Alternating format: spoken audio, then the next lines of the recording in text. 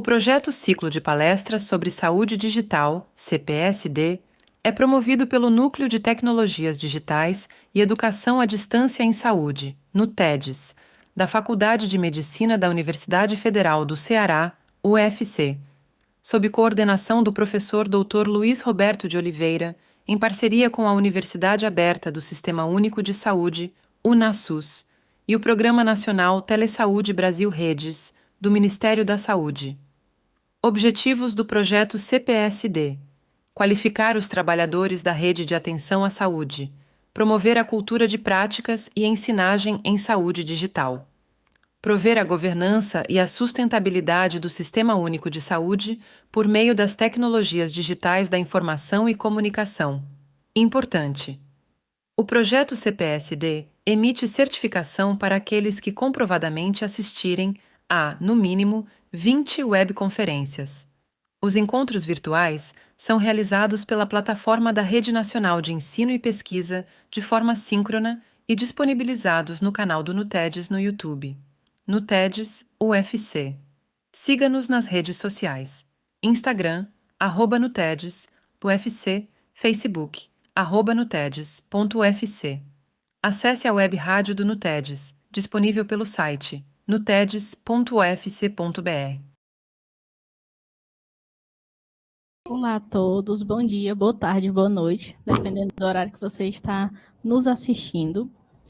Esse é o nosso projeto Ciclo de Palestra sobre Saúde Digital, que é um projeto realizado com parceria ao Programa de Telesaúde Brasil Redes e com a Universidade Aberta do SUS. Ano passado, o Núcleo realizou 40 encontros virtuais no início de 2024 foram iniciados outros 40, com expectativa de que sejam promovidos mais 30 webconferências, totalizando o total de 100 encontros, conforme previsto, além dos colóquios que vão encerrar o semestre. E como encerramento do nosso primeiro bloco, temos a apresentação da Andresa Ohana, falando um pouco sobre ética no processo editorial. Então, agora eu vou passar a minha fala para a Andresa, que ela também consiga especificar um pouco mais o tema. Ao final, vamos deixar aberto para perguntas. Então, eu sou a Andresa, eu trabalho aqui no Hospital Universitário, sou bibliotecária e hoje eu vou falar um pouco sobre a ética no processo editorial.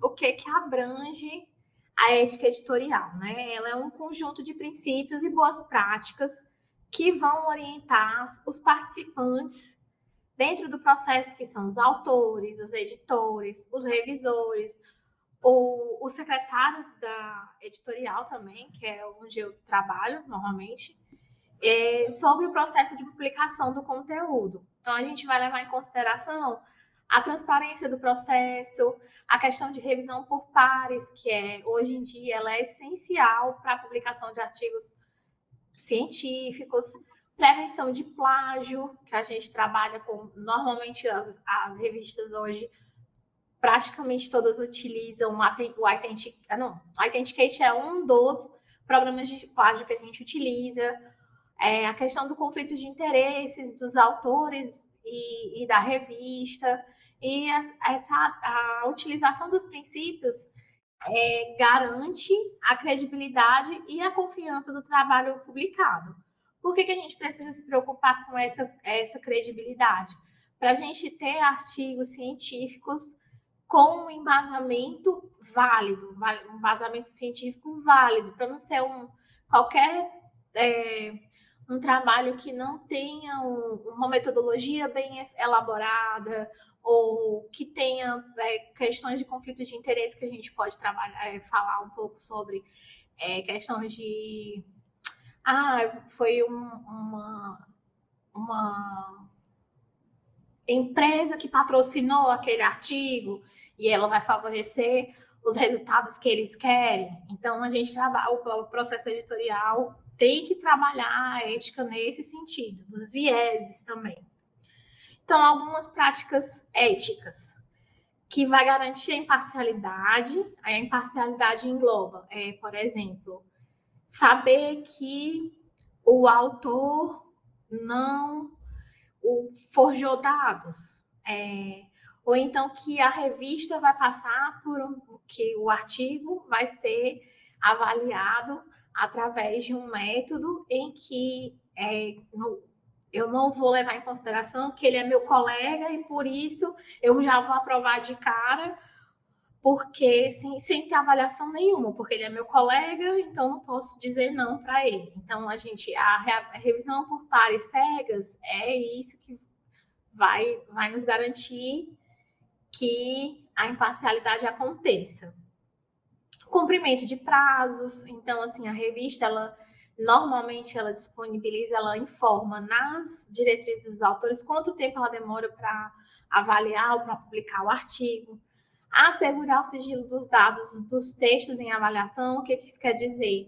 Que o documento que você submeteu dentro do sistema da revista, na hora que você se pleiteou para isso, aquele documento não vai ser vazado, porque teoricamente ele é um artigo inédito. Então, a revista precisa se assegurar disso, garantir que o processo de avaliação seja isonômico, objetivo e ágil, é aquilo que eu comentei sobre não levar em consideração a autoria, ou se é colega, ou se é o tio, se é o primo.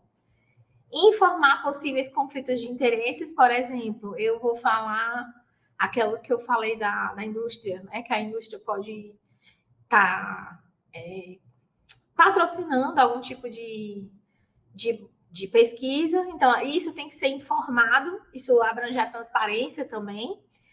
E a questão do plágio, né? E nenhum comportamento que vai violar a transparência e a ética. O plágio, a gente tem que ter muito cuidado hoje em dia, porque, assim, é tão fácil resolver plágio, gente, é só citar.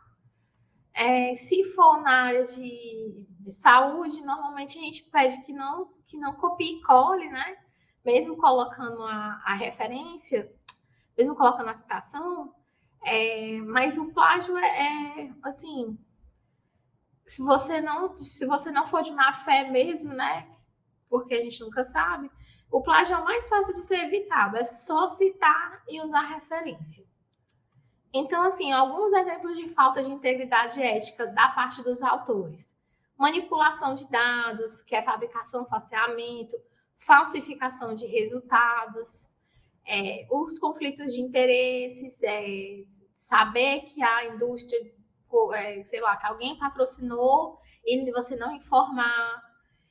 E inclusão de autores que não participaram da pesquisa, mas que você quer colocar o nome dele só porque é seu amigo. Então, tudo isso é uma falta de ética. E no processo editorial responsável pela revista, né, o conflito de interesse estão declarado também, por exemplo, o revisor participou daquela pesquisa, daquele experimento, daquilo ali que o artigo está se propondo a falar, e ele não informa. O revisor vai revisar o trabalho dele, isso é um conflito de interesse. Negação ou atraso injustificado na publicação. Então, assim, às vezes a revista ela vai receber o seu artigo, o seu documento, um relato de caso, uma revisão sistemática, ela pode negar, mas ela tem que explicar o porquê. Às vezes não está no escopo da revista, não é sobre o tema, a revista às vezes não aceita relato de caso, você submeteu um relato de caso. Então, assim, o injustificado é falta de ética. O atraso ele pode ocorrer tanto por questão do revisor ter demorado para responder, ou o revisor desistiu de fazer aquela revisão, mas a revista está sempre tendo que informar os autores sobre esses prazos estarem acontecendo. Publicação com viés comercial, né, que é algo que eu falo, a indústria, de alguma forma, ter um aporte financeiro com o objetivo de ser publicado mais artigos que falam sobre aquele medicamento específico, alguma coisa nesse sentido. Retratações inadequadas ou falta de retratações. Porque o que acontece? Às vezes, a revista pode publicar um artigo e, por algum motivo, o autor posteriormente dizer que aqueles dados foram, de alguma forma, invalidados, e aí ele pode pedir uma retratação. E aí a revista precisa publicar essa retratação. Então, esses foram alguns exemplos, né?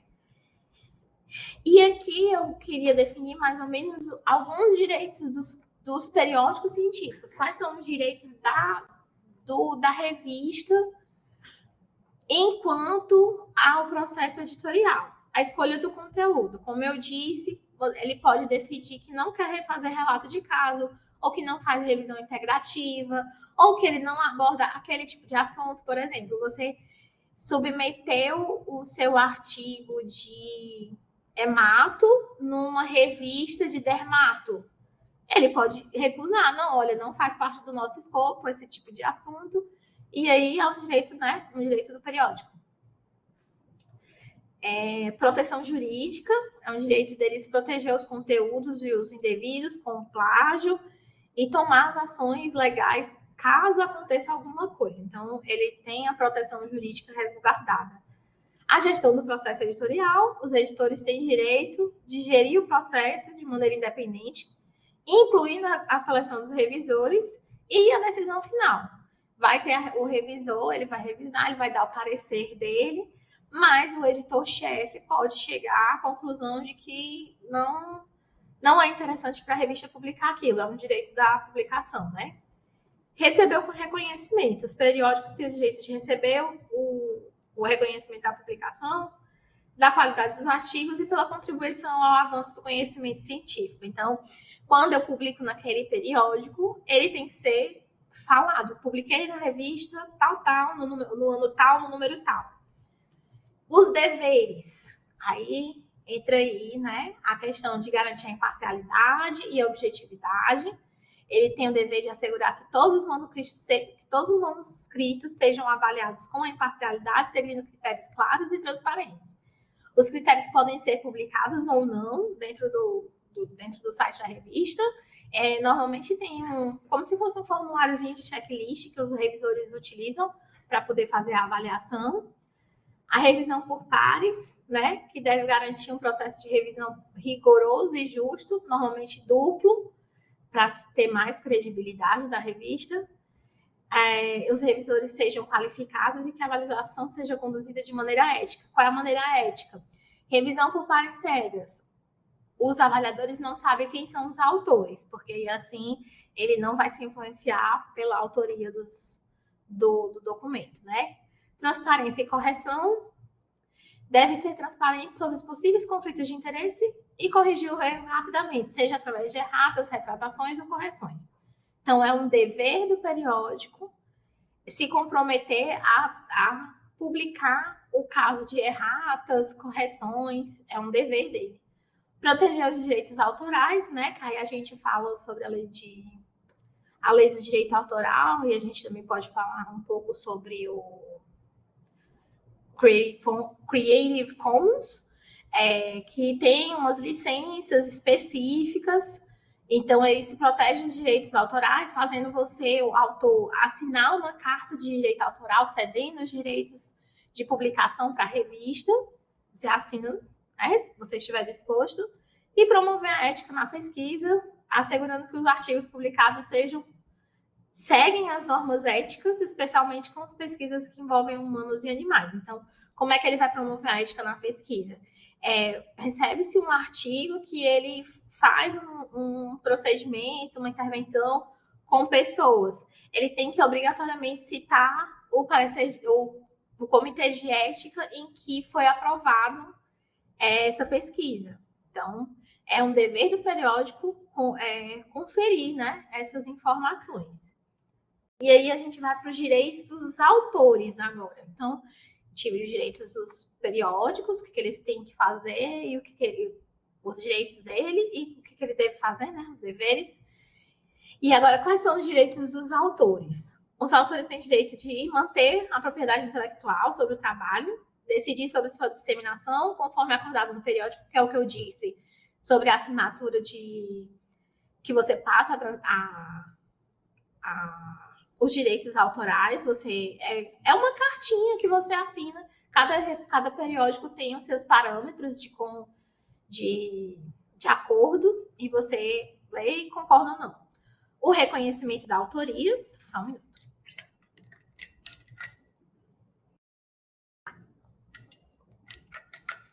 O reconhecimento da autoria. Saber que o seu artigo vai ter seu nome, colocando você como autor. O feedback justo. Ele tem o direito, o autor vai ter o direito de receber informações assim que o revisor pode dar, por exemplo, melhorar um pouco o texto da metodologia, porque não ficou claro qual foi a intervenção, o modo. Então, assim, ele tem direito a receber esses, tipo assim, do revisor informar alguns ajustes necessários e ele poder reformular, caso seja o caso, porque dependendo se for muito fora do que é considerado ético e científico, o revisor pode recusar. Mas normalmente os revisores, eles vão te dizer o que você deve ajustar. Olha, eu acho que você deveria, quais as referências que você utilizou, elas estão meio antigas, você pode colocar umas referências mais atualizadas, nesse sentido, né, que o feedback justo vai acontecer. E a retirada da submissão. Caso, por exemplo, o autor acha que a revista está demorando muito para responder, ele pode desistir da submissão. Olha, eu não quero mais, eu quero tirar o meu trabalho daqui para colocar numa revista que vai publicar com mais celeridade. É um direito dele, certo? A revista não pode prender o artigo. Porque o que pode acontecer também que fere os direitos, a questão ética. Alguns autores, eles vão pegar e colocar o mesmo artigo, submeter o mesmo artigo para duas revistas avaliarem. Isso não é uma coisa, não é uma prática ética dentro do processo editorial, mas pode acontecer, né? E o que responder primeiro, ele vai cancelar o do outro, certo? Mas isso é um dever, né, do autor, ele colocar o artigo em uma revista só, que aí garante a questão do trabalho ser inédito, original e inédito. O que a gente sugere nesses casos, assim, que você quer, eu quero botar em várias revistas para poder ver, você faz um manuscrito voltado para o escopo da revista, utilizando os dados da sua pesquisa, mas normalmente, por exemplo, você usou no manuscrito alguns dados, no outro manuscrito você utiliza outros dados, faz outra discussão, analisa de outra forma. Essa é uma solução de você submeter em dois periódicos diferentes os mesmos dados de pesquisa. Você faz dois manuscritos diferentes. Aí não tem problema com relação a seu trabalho original e inédito. Quais são os deveres? Originalidade e honestidade. Os autores devem garantir que o trabalho é original, né? Que não contém plágio. Também o autoplágio é um problema, que é quando você pega... eu tô falando coisas assim na minha cabeça, gente. Não é que eu conheça nenhuma situação dessa. Mas, por exemplo, a pessoa fez um capítulo de um livro e publicou, né? E ela pegou esse mesmo capítulo de livro, fez um remendado assim e colocou para submeter numa revista. Isso daí vai ter plágio, autoplágio, porque mesmo sendo você mesmo, você não pode ter duas publicações escritas as mesmas coisas, entendeu? Precisão e clareza, né? Devem apresentar os dados e resultados com precisão, com clareza, sem omitir, sem distorcer as informações, para que não tenha nenhum ruído nas interpretações dos resultados, que é o que eu tinha falado no começo, sobre a manipulação dos dados. Você tem que ser bem claro e dizer de onde vêm essas informações, né? Divulgação de conflitos de interesse, revelar qualquer potencial conflito de interesse que possa influenciar a interpretação ou apresentação de dados, ou, por exemplo, eu vou ter uma revista aqui, sei lá, de novo é uma situação hipotética. Eu vou submeter o meu artigo aqui, que eu sei que o editor-chefe é meu tio, e aí eu vou botar lá que eu tenho certeza que eu vou passar. Não é bem assim, né? Respeitar o processo editorial, que é seguir as diretrizes do periódico, responder de forma ética e responsável às solicitações dos revisores e às correções.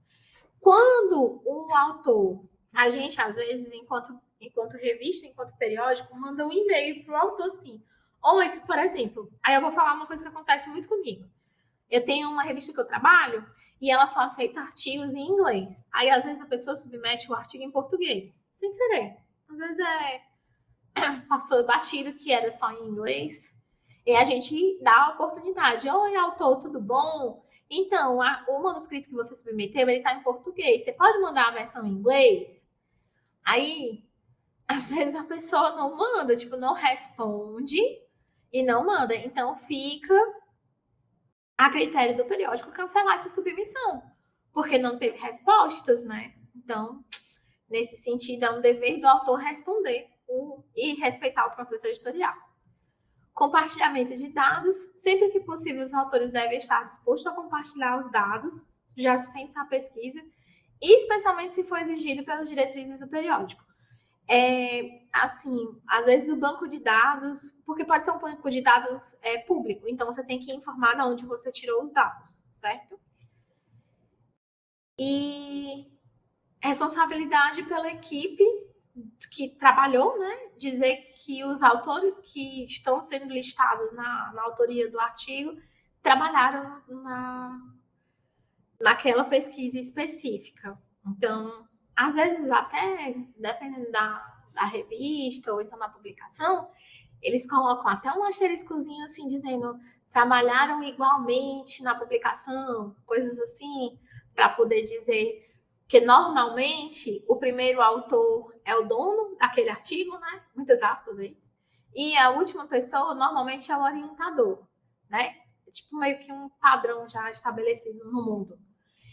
E esses coautores que estão no meio, eles ficam meio assim. Então, tem gente que coloca os dois autores informando que eles dois tiveram a mesma participação. Só, assim, um exemplo. Então, fica a dever do autor ter responsabilidade pelos coautores listados. E, assim, a ética no processo editorial tem os direitos e os deveres, eles formam uma base ética científica e colaborativa essencial para o avanço e credibilidade da ciência. A gente nunca pode esquecer que o objetivo final de uma publicação, um artigo científico, é fazer a ciência melhorar. Então, assim, tudo isso, às vezes essas regras que são meio, para a gente, assim, são tanto muito chatas quanto às vezes meio obscuras, assim, tudo isso tem um objetivo de melhorar, né, a ciência como um todo. Assim como as outras coisas que a gente falou nesse ciclo, o processo editorial, as publicações também têm um comitê de ética de publicação. Eu não achei nada para mostrar para vocês como o que o Brasil tinha mostrado, assim, tinha um manual, não achei nada nesse sentido, mas fica citado que existe esse comitê, ele é internacional. E qualquer coisa, se vocês precisarem tirar alguma dúvida, eu estou por aqui, né? Se for alguém daqui. Ou então entre em contato com a bibliotecária do serviço de vocês. Eu acho que é só por hoje. Estou vendo aqui, tem perguntas. Chique. Qual é o desafio hoje em dia para quem trabalha com ética no processo editorial? São duas, eu acho, assim, na minha opinião atual. É o ChatGPT, né, com as inteligências artificiais, e a questão do plágio. A questão do plágio, hoje em dia, a gente tem os programas que fazem o plágio, eles são excelentes, assim. Eles pegam tudo, eles ainda dizem de onde vem. Mas a inteligência artificial meio que deixa obscuro, porque você tem que ter muito cuidado em utilizar para não cair no plágio, entendeu? Então, por exemplo, eu, enquanto autor, peço para a IA fazer um texto para mim e não confiro nem a fonte, né? Porque normalmente a IA pode, se você pedir, a IA pode te informar de onde ele tirou aquele dado. Não confiro a fonte e nem vejo se tem plágio. Aí, quando chega no processo editorial, quando chega para a gente avaliar, a gente diz, olha, sinto muito, mas o seu trabalho tem 50% de de plágio, aí vai ter que ser recusado. Aí fica meio assim, porque a gente nunca quer se dispor com os autores, né? Mas, principalmente hoje em dia, eu acho que é isso.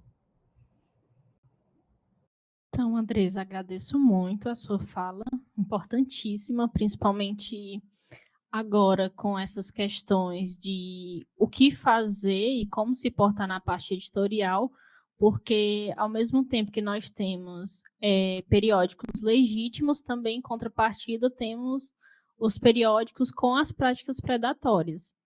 Aí, pegando um pouco sobre esse gancho, em relação às práticas predatórias, você teria algum conselho para alguém que está tanto na parte editorial, quanto também para o estudante, que muitas vezes ele vai buscar um artigo e não sabe se aquela revista realmente é verídica ou ela tem essas práticas? Então, assim, se você tiver algo a acrescentar sobre esse tema. Pronto, as práticas predatórias é assim. Elas são meio que fáceis de identificar, no sentido que a revista, ela fica como se dependesse do pagamento para ela te liberar o DOI.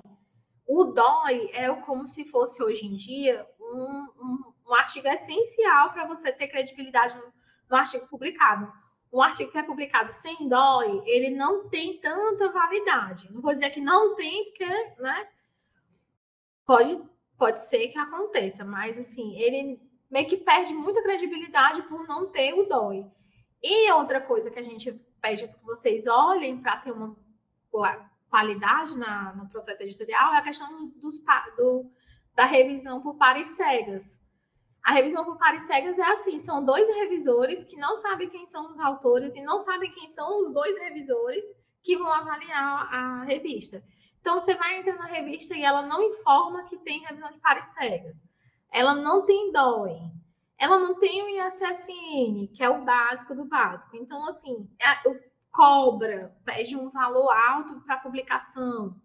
Então, tudo isso você percebe que tem uma conduta meio estranha. Eu não vou dizer que é todo mundo, porque às vezes a gente pega umas revistas assim da Turquia, da China, que cobra para poder ter serenidade, mas a gente sempre fica mais atento, sabe? Assim, você fica com o olho mais aberto para poder ver. Também olha os outros artigos. Você entra no artigo da revista, no artigo publicado da revista, pega o DOI e confere se aquele DOI funciona. Pronto, aquilo ali já mata 50% da galera. Quais as principais diferenças? Tem outra pergunta da Leandra. Desculpa, eu não avisei que a Tainá Benício tinha perguntado. Tainá Benício, isso. Agora a Leandra Alencar fez a seguinte pergunta. Andresa, quais as principais diferenças que você tem observado no campo hoje em dia comparado com quando você iniciou? Hoje em dia, eu tenho 10 anos que eu estou aqui no hospital, né? Aí a revista, eu trabalho meio paralelo, assim.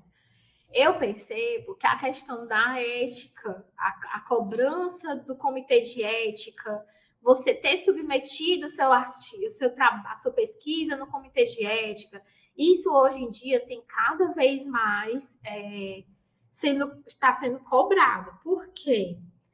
No mundo todo vai para essa vertente. Você quase não consegue publicar um artigo que não tenha uma informação sobre o comitê de ética. Se for dos seres humanos, né? Como eu trabalho aqui no hospital, a gente meio que fica mais voltado para isso. Então, assim, eu acho que hoje em dia esse está sendo muito mais criterioso. A pessoa não pode mais deixar. E também tem a questão das revisões sistemáticas, que hoje em dia elas vêm crescendo. Revisão sistemática, revisão integrativa, elas vêm crescendo como uma forma de publicação. Então, eu acho que há 10 anos atrás, a revisão sistemática e o comitê de ética eram duas coisas que não existiam tanto. Hoje em dia, ela é bem mais latente, por assim dizer. Mas a Clotilde, ela fez a seguinte pergunta. Andresa, quais suas dicas para quem quer começar a trabalhar com periódicos científicos e como começar? Enquanto bibliotecário ou tipo... Eu vou responder assim, enquanto bibliotecário, eu tive um percurso muito... Eu entrei aqui, e aqui começou uma revista. Eu não trabalho nessa revista diretamente, não participo do processo editorial dessa revista. E aí, por conta de eu trabalhar aqui, me chamaram. Então, eu acho que é mais ou indicação, você conversar com o pessoal, ou você começar... Que assim, os periódicos, normalmente, eles são ligados a alguma entidade, né? Então, por exemplo, a revista de medicina da UFC, que é onde hoje eu estou, né? Ela está atrelada ao UFC. E as universidades como um todo, hoje em dia, faculdade, universidade, elas ganham credibilidade através das publicações que são feitas pelos trabalhos que a faculdade, né, faz. Então, assim, você pode entrar em contato, se for o caso, você quiser muito trabalhar no processo editorial, né? Você entra em contato com as faculdades e pergunta se elas têm periódicos, se está precisando de alguém, eu trabalho na secretaria de outra revista. Então, eu só gerencio o processo. Eu pego o documento, eu faço análise de plágio, faço a normalização e tudo e tal. Então, minha sugestão é que você entre em contato com as faculdades, com as entidades que fazem, que tem publicação não, que tem pesquisa, e pergunta se essa entidade tem algum periódico. E aí você pode ir se candidatar para participar do periódico em si.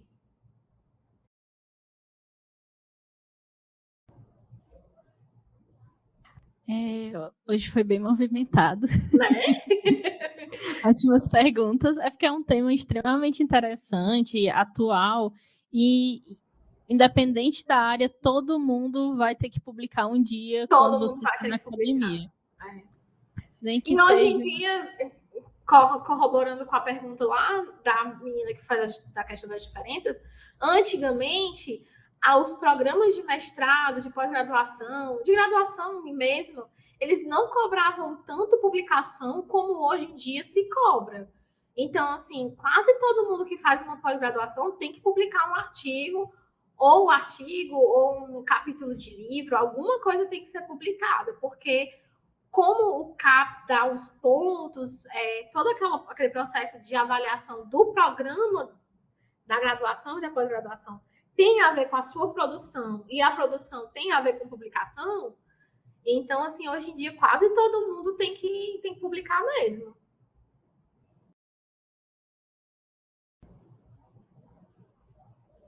E aqui no nosso chat, recebendo elogios pelas informações.